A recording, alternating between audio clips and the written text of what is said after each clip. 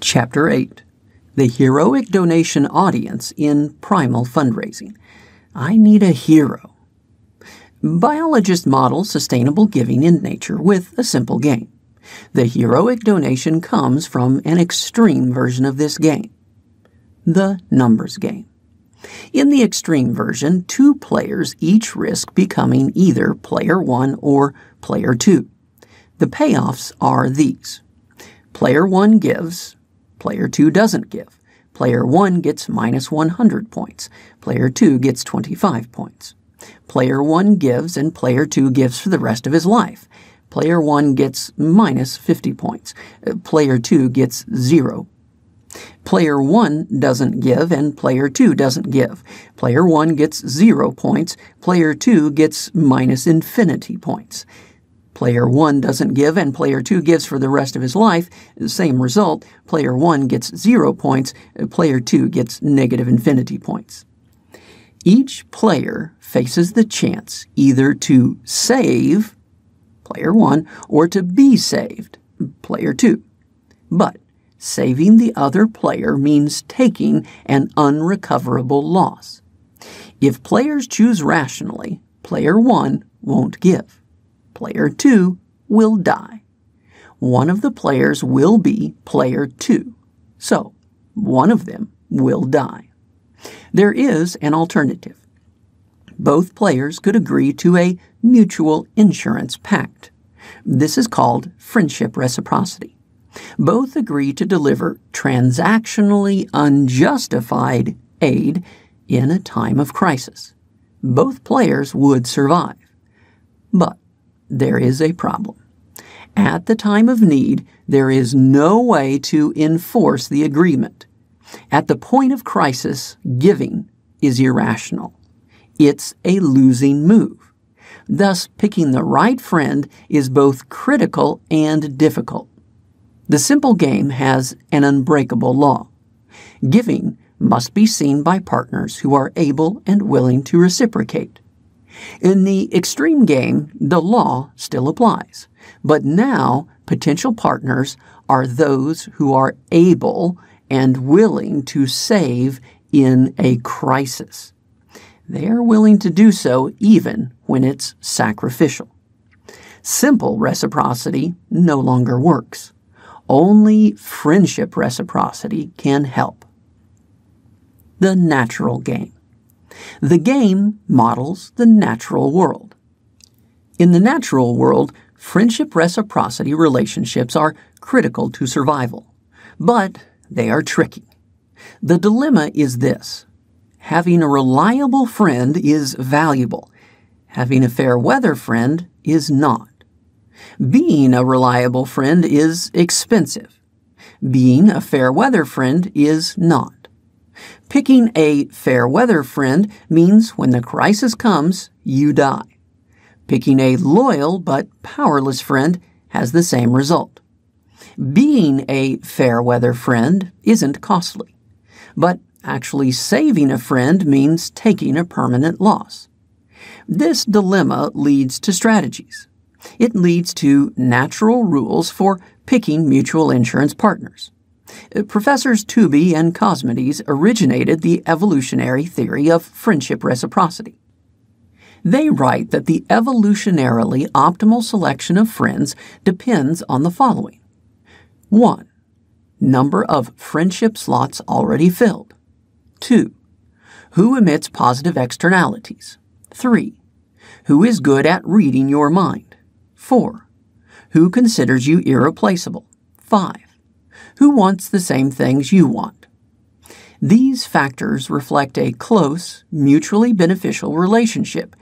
They show who is valuable to you. They show who is invested in you.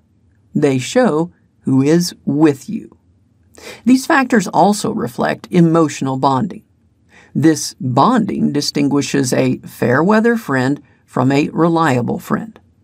At the moment of crisis, a fair weather friend acts rationally. A reliable friend acts emotionally. The fundraising game. A charity can structure giving opportunities to allow heroic displays. A donor can be seen to sacrificially protect his people or values. He can even do it in an extreme setting. This can signal reliability as a friendship insurance partner. A charity can do more. It can build a community of powerful friends. This creates an ideal audience for a heroic display. Even more, a charity can act as a reliable friend. It can become an ideal audience for a heroic display. But how? How can a charity become an attractive friend? The answer starts with the evolutionarily optimal factors. These can also apply to the charity. Does the charity, 1, fit with the donor's other charity relationships? In other words, number of friendship slots already filled. 2, provide access to valuable relationships or benefits. In other words, emits positive externalities. 3, understand the donor's values and preferences. In other words, good at reading your mind. 4, value the donor personally. In other words, considers you irreplaceable. 5, share the donor's goals and values. In other words, wants the same things you want. Answer no to any of these questions, and a major gift is unlikely. Of course, these evolutionary theorists weren't writing about major gifts fundraising, but the rules of the game still apply. A simple example. One fundraiser for a law school shared this story. I heard that one of our donors was in the hospital, so I stopped by just to visit. He joked about me hoping to collect on the estate gift. But ever since that meeting, our relationship completely changed. He has been much more strongly connected to the school. That little visit made a huge impact. Can visiting a donor in the hospital work? Theory says yes. Showing support during a time of need signals friendship insurance reliability. In a primitive context, this timing is key. It is precisely when fair-weather friends will vanish. Anthropologists explain, quote, individuals who are sensitive to current probability payoffs have incentive to renege on exchange commitments to a disabled exchange partner when they are most in need. Prolonged injury or illness renders an individual incapable of reciprocating at a time when he or she is most in need of investment. Close quote. Showing solidarity is nice, but showing solidarity during a time of need is more meaningful. It helps separate true friends from fair-weather friends. A simple answer. Signals of helpful social-emotional relationships encourage generosity. Signals of transactional relationships don't. We can see this in game theory. We can also see it in evolutionary theory. But a fundraiser can get the same answers without math or biology. Just ask, what would a good friend do? This simple question is powerful. Should I actually visit donors? Answer, what would a good friend do? Question, should I call? Answer, what would a good friend do? Question, should I write a personal note? Answer, what would a good friend do? Question, it's so cheap to just spam the donor's inbox. Should I do that? Answer, what would a good friend do? What are successful major gifts fundraisers like? Theory predicts it. Research confirms it. They tend to excel at friendship-related skills. Dr. Beth Breeze studied personal skills in fundraising. Her 3-year research project found the most important factors. These included high emotional intelligence, an ability to read people, a great memory for faces, names, and personal details, a tendency to engage with people, even outside their job, and a love of reading, particularly popular psychology books. Experience confirms this too. Naomi Levin led America's first billion-dollar fundraising campaign.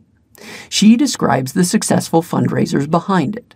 They, quote, had to be interesting, well-read people so that donors would enjoy talking and relating to them. For fundraising is not primarily about asking people for money. It is the cultivation of people. It is developing relationships. Close quote. Time and behavior. Building charity friendship alliances takes time. Case suggests donor cultivation of 2 or 3 years before making a major gift request. If this were just a transaction, such a time commitment would make no sense. No one needs 3 years to gather transactional data. But these major gifts are not simple economic transactions. Again, Levin explains, quote, when you sit down with someone and try to develop a relationship, you can't just say, oh, Mrs. Jones, would you give me $100 million? That's not the way it works. It's a slow process. The quicker you ask, the less you get. Developing relationships and trust often takes a long time. Close quote. Of course, developing such relationships is not just a matter of waiting for time to pass.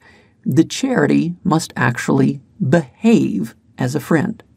It must signal that it is able and willing to act as a reliable friend. At the moment of crisis, cheating is the rational choice. Friendship reciprocity is a bet. It is a bet that a friend will behave non-rationally. Signaling a close, personal, emotional relationship builds friendship alliances. Signaling a dispassionate, formal, detached relationship kills them. The heroic donation audience.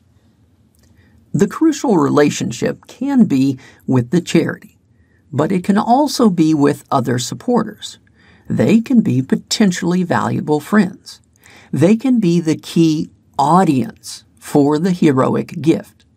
Levin explains, quote, fundraisers can't go out on their own and raise the money. Who did I know? Did I know all the affluent people in New York City? Obviously not. The board gave me names. They made suggestions. They were not going to give to me. Obviously, they were going to give to people with whom they had a relationship. Peers are important. A board gives you such relationships. Close quote. High-capacity fellow donors make an ideal audience for heroic donation displays. Such an audience encourages transformational gifts. The one big thing.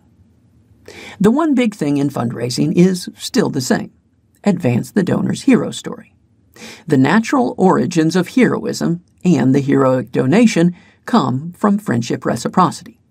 The heroic donation displays friendship insurance reliability, but this display is pointless without the right audience.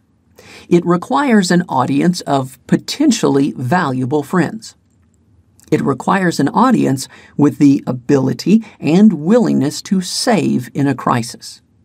The charity can build this audience of reliable partners. It can also act as a reliable partner. This creates an environment that supports the heroic donation. This helps to advance the donor's hero story. Postscript. What about friends with benefits? A hero is a sacrificial protector. A heroic gift demonstrates sacrificial protection. This signals attractiveness as a mutual insurance partner. Does this attractiveness extend to romantic partnerships? In one experiment, women rated the attractiveness of different men, but they didn't get pictures. Instead, they got only behavioral descriptions of the men. The result? Women generally preferred altruists for friendships and long-term relationships, but that wasn't enough. They reserved the highest attractiveness ratings for men showing heroic altruism. The ideal combination was, quote, dependably brave and altruistic. Consider this in terms of mutual insurance.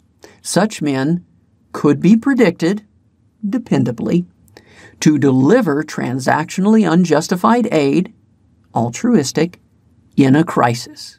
Brave. In the 1980s, Bonnie Taylor sang, "I Need a Hero."